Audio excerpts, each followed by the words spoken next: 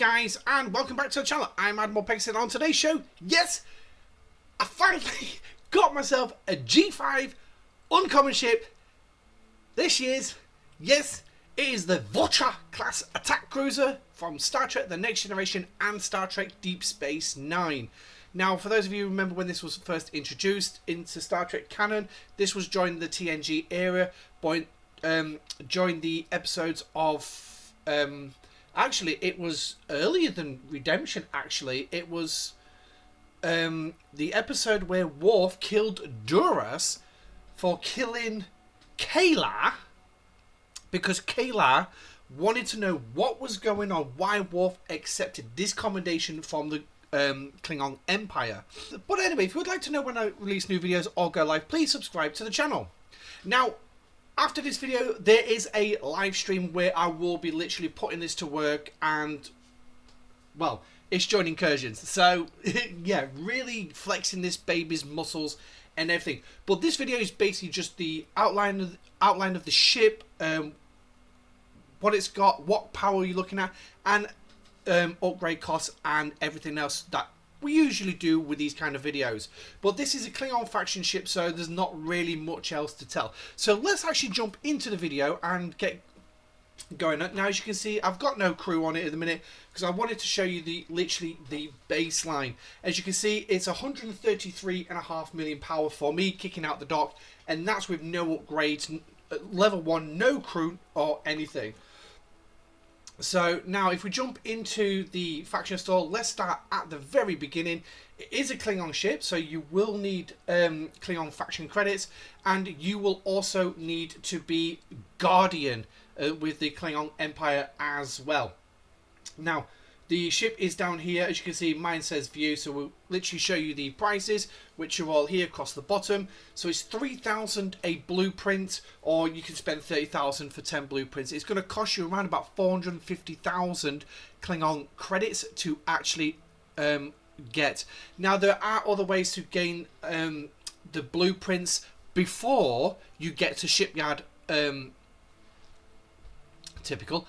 Shipyard 53. It is a Shipyard 53 ship, so you will need to bear that in mind. There are other ways to get the blueprints. If we can just get the mouse back on screen. If we go into, come out of the faction stores, we'll show you that. Go into the Alliance, go into store, and because I haven't got Ripper's mod on, I can't actually go into the chest. But if you go into the G5 Epic Armada chest here, you can see just here there's a picture of the Vor'Cha itself. You can gain blueprints out of there. Most of the blueprints that I did was actually through this chest. There's about 45 blueprints. There is the loyalty chest within the faction store as well, which will give you at least one blueprint. If we quickly show you one of the other ones in there. Scroll down to, let's have a look at this one. So like you've got these loyalty packs here, which is literally just the Klingon tokens and some badges. They're not the ones you primarily want, but obviously that's going to be like the next one I get. But the one after that is going to be this one here at Pioneer. As you can see, this one will give me a blueprint for the Sompek, as well as some badges and some more things. So that's obviously one I'd go for if I was going for this Klingon Explorer. That's not going to be the ship I'm going after. The next one's going to be the Sanctus. But I'm going to get to play around with the Vor'Cha. Now, you'll notice as well that the cloaking device symbol is not here for me. That's for the simple fact is I've already got the Vor'Cha, the cloaking device thing. Here is the cost for that in this particular screenshot. There are going to be screenshots just thrown in as well, so just bear that in mind, and that gives you the cost idea for this. I've literally gone and done it, 60 blueprints, 60 shards, and you would have got it. Now, another thing that this ship can come with, if you click into the armory, is a damage ability. So if we ship abilities, they should be in here. Unlocked. Here we go. Relentless, one which increases your weapon damage against hostiles and armadas by 275%. So this you will gain when your armory reaches armory 53. So you'll gain access to that as well. And if we just click on here as well, you will be able to see the cloaking device. Why they put all the locks at the bottom? Here it is. The cloaking device, again 60 shards, increases weapon damage by 300% and grants invisibility and a 66% base chance to hide your name and your alliance from enemy battle reports. So you can come in, you got a 66% chance of coming in, smacking them and not be named. But obviously there are researchers that can help to keep your name hidden, but there are also researchers to help against that, to actually mean they can actually know who you are. So there is that. There isn't projectiles. There isn't anything else, I don't think, on the armory side of things for it. No, there is not. So that is literally it. Yeah, the next ones are all in the G6 region. Obviously, you've got these for your Novas as well for under the G5, but how you get them, I do not know. I can't even say I've seen them in the in-app store, to be honest. So you've got that. Now, if we actually jump into the Vor'Cha itself, so as you can see here, I've got the cloaking device and the Relentless. There is also field repairs, which you can gain through the faction store of the Section 31. So you can get that if you really want to. Again, that's just working on waves and everything, but there you go. So, quick overview of the details then. So if we just look here, our ship's ability. Here, each time the Vor'Cha is hit, increases critical hit damage by 1%. 1%. Now, this only goes up by tier, I do believe. Obviously, if I'm wrong, I have put the screenshot up. But obviously, its ability is always active. So that's a good little thing, increasing your weapons damage as you go through. Obviously, not got any forbidden tech on it yet. But here we go. So, attack 26 million, defense 12 million, health 94. It is a battleship, so it's predominantly going to be effective against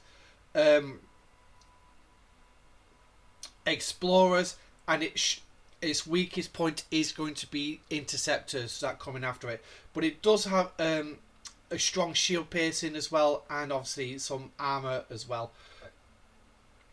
Standard DPR is going to be 24 million, so that's just for me. Bearing in mind, what's going to be showed in these numbers is based on research that I've already done.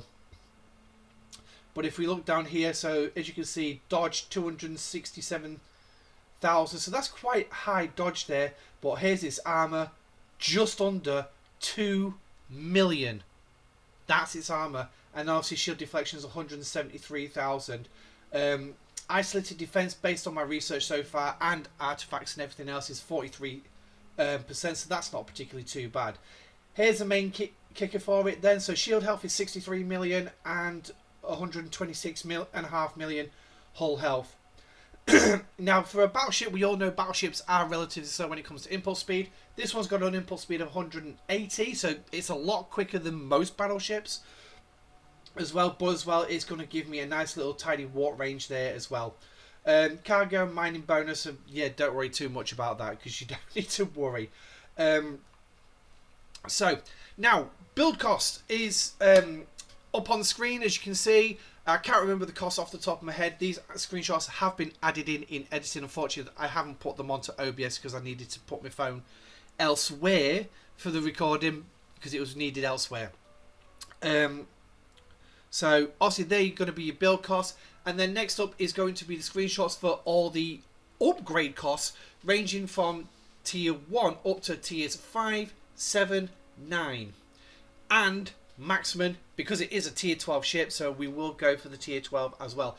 Now obviously RevJuice does normally say that it is recommendation for ships is 5, 7, 9, depending on how you want to do it. 5 and 7 are predominantly PvE, so they're your red dots and everything. 7 would probably, I would say on this bit, is definitely more ideal against armadas, but tier 5 she'll hold her own pretty well. And then tier 7 and 9 is on the PvP side. So level 7, in my opinion, is actually got a lot more versatility, but it would be a weak player versus player ship. Tier 9s that are a little bit more effective. But bear in mind, by the time you can actually afford to get it to tier 9, you're most likely shipyard 56 and you're going for your rare anyway. So it'll probably be scrapped. Another major tier for this one as well, if you want to get it there, is a tier 6, which will give you the next activation for your Borg cube. I believe your Borg cube would be tier 9 at that point. Tier 9 or tier 10, somewhere in there. So tier 6 for this one. But please remember, you cannot, for the Borg cube, you cannot skip ships. So you would need the G4 Epic at tiers 4 and 8 just to get the relevant blocks. I'm still working on my Tribune towards tier 8 to get that next one. But if I went and took this straight to tier 6, it would make no odds or sods about me. Yes, I'd have the part for the Borg cube, but I'd still be missing that part prior to it as well. So, having a quick look then at the upgrade costs I've got, because obviously I've showed you the raw costs. As you can see, I've got all 5 here ready to go. And to be honest, how far am I going to get with tiering this up, which I'm going to do right here in this video, I'm not 100% sure. We will look at crewing in just a minute as well. So, as you can see, beginning already with the impulse engines, it's already jumping into the 5-star rare. I do have a fair bit of materials on parts, but I do not know if they're going to last very, very long, in all honesty. So let's have a look and see what we go through. Also, if you do want to see the costs that I'm sporting, please pause the video and have a quick look at the costs if you want. If you are one of these people that likes to make spreadsheets and everything, by all means, pause it and just write down all the costs. But bear in mind, this is based on my research as well. So you may not have the same level of research that I've got. So what we're going to get for, how long we're going to get for the tier up then. So this was only 2 days. Again, tiering up time, there is research in the station research tree which will help towards that. So here we go, on to the next part then. So we're still looking at uncommons. I will be shocked if I get past tier 4, to be honest. I really don't expect to. So let's have a quick look at this. Now as well, I will just mention I'm not doing the leveling up side of things, because that she'll do during combat. She'll be pretty much my staple ship for the next while, because the Tribune has now taken over from, here we go. So we're not even going to get most of the way through tier 3 before we've run out of bits and bobs. So what are we missing? We're missing is the crystal I'm actually missing. So there we go. So I've managed to get it to 148 out the dock. Level 15 would be the first target, but that's going to clear most of my 1.5 million that I've got available. So we'll just let it level up as we continue to fight. So what kind of crews would you be looking at putting on this ship? Well, to be perfectly honest, anything really. I mean, you could look at here like Janeway, Tal and Giorgio / Nero. If you wanted to. I mean, that's what I would probably use against the freebooters. Manta's not so much anymore, because I don't really do Mantas. I really do need to edit that one. But then again, I need to actually go through all this as well. Gorn crew, as I would have here, is the max loot crew. So if you wanted to do max loot, bear in mind that this is not as good as the G4 rares, which have that ability for themselves to increase the amount of loot you gain from hostiles. What's become my staple PvE crew is this one right here. So we'll put this one on the ship. Now, obviously, you're not going to get an awful lot in much of a way. But for if we take Mariner off, Chapel, Tendi, and Neelix, obviously, as you can see here, level 10, that'll give me it. Hugh would definitely be the first one I would put on the ship. That's primarily because of his below deck ability to increase your critical chance by 25% for 2 rounds. As you can see, I've got 8. I'm already tier 3 with him. I need to level him up, but I'm working towards tier 4, so that's not bad. Obviously, my stats are going to be pretty low at current until I do level up. I mean, yeah, I could speed through the levels just to get that extra slot. To be honest, the officer that I would normally choose if you have got the materials to do this for the next seat would be a toss-up between Nurse Chapel or Neelix. Neelix obviously got the below deck ability for burning, which if you've got your artifacts and everything can give you extra isolated damage. But the one thing is the ship's ability is not contingent on you having burning, so or any other state, so do not worry too much if you don't want to put it. Nurse Chapel's below deck ability obviously being isolatic damage, so realistically I'd probably say Nurse Chapel would be your next best thing to actually put on that next seat if you want to. But again, that's your own personal choice. So obviously we're going to jump, click that OK. So as you can see, I've jumped up to level 59. I'll tell you what, right, let's just do it. Let's just do it. So that's Hue now activated. As you can see, I've jumped to 165. Yeah, fine, we'll do that one. So we can only get as far as level 8 before I'm completely out. And I haven't really got the Latinum to go any further. Well, I think, to be honest, I could probably... Yeah, I could do it, but that's going to just completely wipe me out. So what? There we go. So we got to level 9. So based on that, I will have to send it out and do a lot of PvE action with it. Now, PvP, if you really wanted to do PvP loadout, so we'll get rid of these. I don't have a standard PvE crew, but we know that you got things like the mirror crew. I've only got Troy and Data, so not really much help there for me. Who else we got? We've got 7 of 9. She would definitely be one that I would recommend putting below deck because of her ability for Isolated Cascade against players. Worf, is he Hull Breach? Yes, he's Hull Breach. So obviously Riker would be a good one there. Billups as well, if you really wanted to put Billups below deck as well. Obviously increasing that isolated damage by an extra 40%. Isolated defense, sorry, by 40% when you've got burning. But again, you'd have to have burning, so the best crew that I would say for doing the burning is going to be... Oh, hello. They moved over here. Is going to be the strike team. Also having burning below deck. There is also... I haven't got him unlocked yet. Is Shax. I believe it's Shax to go on the battleship to replace Ortega's. But as you can see, 65-65 plus Lalanne's captain's ability is going to give me 100% to burning. So as you can see, 10 here plus the yeah, plus all. Actually, that should be more than 110%, 100%. But anyway, so chance to start burning at the start of round. Oh, increases the number of shots. Sorry, I've gone wrong. Here it is. When on the battleship fighting a player, each time your strike team wins as a chance to burn. Obviously, mine's only tier 1, so it's not going to be very effective. I've heard recently that these old strike teams can be pretty effective against the mirror universe in PvP, but again, that's going to be your personal choice. So that's basically the Vor'Cha. Yes, you can add Freeman, Honor Guard Worf, and I would probably say you can choose between either Lorca or Giorgio for the state if you really wanted to. But let's put it up in a quick impulse race against the Tribune. Come on, thank you. So what I'll do is I'll just quickly put an officer on the bridge. So Nurse Chapel, go on.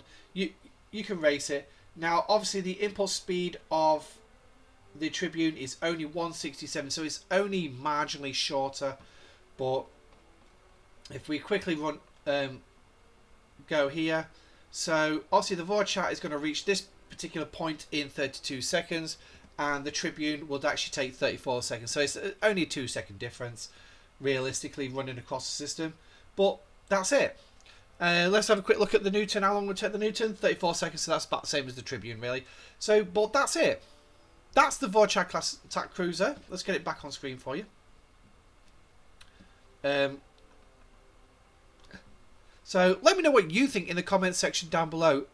What is going to be your first uncommon ship Or if you've already passed this point, what was your first uncommon ship? Did you get the Vor'Cha, and how did you feel about her? What's your opinion on the other two, the Corvus or the Northcote? Now, I would just quickly mention here as well, when it comes to the Corvus and the Northcote, I'm not actively going to go after them, but again, I can get the blueprints from that particular Armada chest, and they do drop pretty well, even for a single chest. I'm usually pulling like 4 or 5 blueprints every time I do it, every 3 days. So the drop rates are pretty good coming out of that chest, but whether you get the ship that you want is another story. But yeah, I won't be surprised if I end up with enough for a second Vor'Cha, but I won't be doing it because it is expensive being G5. So obviously the only thing I haven't added in here, which I will add in editing around here, is the repair cost for a full destruction of this thing. So, but it's a G5 ship, it's not going to be particularly cheap, so make sure your research is done. Also, I would say that it's definitely not as expensive as a G6, so make sure that you're aware of that one. But anyway, thank you for joining me. I'm Admiral Pegasus. This is the Vor'Cha class attack cruiser. I'm going to go play with her in incursions now. See you later. Take care, live long and prosper, and I shall catch you actually on the live stream if you join me, or come to watch the live stream. Goodbye.